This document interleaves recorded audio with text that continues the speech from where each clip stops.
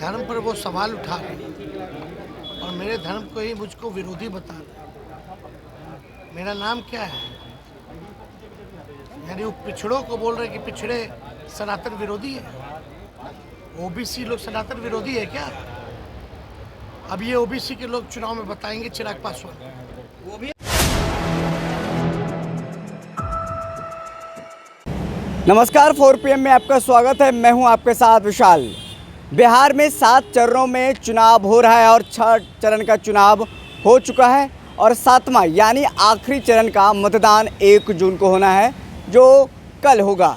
ऐसे में अब चुनाव प्रचार प्रसार का जो शोर है वो ख़त्म हो गया है और इन चुनाव में जो एक फ्रंट फुट पर नेता निकल करके सामने आए वो नेता प्रतिपक्ष तेजस्वी यादव है, जो लगातार चर्चा में रहे, जिनकी चर्चा लगातार होती रही और सबसे ज़्यादा वो सत्ता पक्ष के निशाने में रहे। तेजस्वी यादव ने इन दिनों कहा कि हमने हेलीकॉप्टर को ट्रैक्टर बना दिया है। जहां एनडीए के पूरे कुनबा उनके पीछे लगे हुए थे, वे अकेले ही बिहार में महागठबंधन का मोर्चा संभाले हुए थे। आज देखिए तेजस्वी यादव ने पत्रकारों से बातचीत करते हुए उन तमाम सवालों का जवाब दिया है, उन तमाम सत्ता पक्ष के आरोपों का जवाब दिया है जो चिराग पासवान के तरफ से लगाए गए हैं, जो बीजेपी के तरफ से लगाए गए हैं। सबसे पहले तो चिराग पासवान ने जिस तरह से तेजस्वी यादव पर आरोप लगाया, तेजस्वी यादव सनातन विरोधी हैं, तेजस्वी यादव ने इसका जवाब दिया कि ओबीसी को वो सनातन विरोधी कह रहे हैं। मेरे नाम में क्या लगा है, मैं क्या हूँ? ऐसे में तेजस्वी यादव ने चिराग पासवान को खरी खोटी भी सुनाई है और वो कह रहे हैं कि चिराग पासवान अब तो आरएसएस के भाषा बोल रहे हैं और वो अब ओबीसी को भी गाली दे रहे हैं। और एनडीए वालों ने क्या किया है नौकरी को लेकर के, उन्होंने एक बार भी मुद्दा नहीं बनाया और बिहार में क्या उनका विज़न है उन्होंने नहीं बताया। सिर्फ हमने ही नौकरी को लेकर के तमाम तरह के लोगों से बातचीत किया, तमाम नौकरी एजेंडा हमारा रहा। वो लोग सिर्फ गाली देते रहे, जब भी हेलीकॉप्टर उड़ता तो सभा में गाली दे, पत्रकारों से बातचीत करते हुए गाली दे। तमाम सत्ता पक्ष के नेता तेजस्वी यादव को गाली दे रहे थे। क्या कुछ कह रहे हैं तेजस्वी यादव, सबसे पहले उनका बयान सुनिए। और भी समाप्त हो गया। अब जो आखिरी चरण का चुनाव है उसके बाद भारतीय जनता पार्टी को भारतीय जनता पस्त कर देगी। बीजेपी सफा शट हो जाएगा। चिराग पासवान बोल रहे हैं सनातन विरोधी है आप लोग। सनातन विरोधी नीचे करो नहीं तो वो क्या करेंगे? ये सब भाषा नहीं बोलेंगे तो वो क्या बोलेंगे?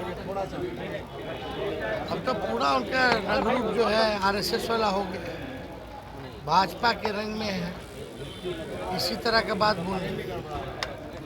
मेरे धर्म पर वो सवाल उठा रहे हैं और मेरे धर्म को ही मुझको विरोधी बता रहे हैं। मेरा नाम क्या है? यानी वो पिछड़ों को बोल रहे हैं कि पिछड़े सनातन विरोधी है। ओबीसी लोग सनातन विरोधी है क्या? अब ये ओबीसी के लोग चुनाव में बताएंगे चिराग पासवान। वो भी अयोध्या जा रहे हैं। हाँ, बस टिकिए रखना बाकी रह गया। तेजस्वी जी, सत्ता पक्ष के नेता कह रहे हैं कि आप पब्लिसिटी के लिए व्हील चेयर का इस्तेमाल कर रहे हैं। रिपोर्ट देख लेंगे, उन्हीं का अस्पताल में जांच करवाएं बॉस, उन्हीं के डॉक्टर ने रिपोर्ट दी है। सारे लोग चले जाएंगे। इस हालात में भी सर आपने 251 सभाएं की है, कैसा एक्सपीरियंस था? पूरा नौकरी को लेके आपने चर्चा की, युवाओं को लेके चर्चा की। चुनाव दिन प्रतिदिन बढ़ा है। एनडीए सोचा था कि 7 चरण में चुनाव कराएंगे तो फायदा उनको होगा, लेकिन फायदा हमने उठा लिया और पूरी तरीके से जनता गोलबंद हो गई। उनके झूठ के एजेंडे को वो समझ चुके हैं और जो सही में जो मुद्दा है उस पर बात कर रहे हैं। चिराग पासवान हो या और कोई हो, भाजपा का लोग, कोई नौकरी के बारे में बात किया है क्या?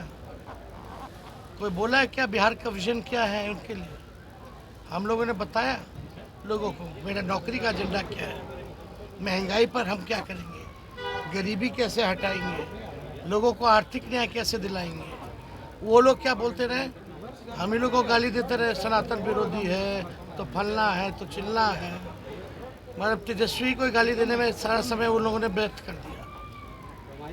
हेलीकॉप्टर से उड़ना मतलब तेजस्वी को गाली देना बाहर मीडिया के सामने, और जहाँ सभा करते वहाँ भी गाली तेजस्वी को देना और उसके बाद काम खत्म। बिहार की जनता गाली थोड़ी सुनना चाहती है।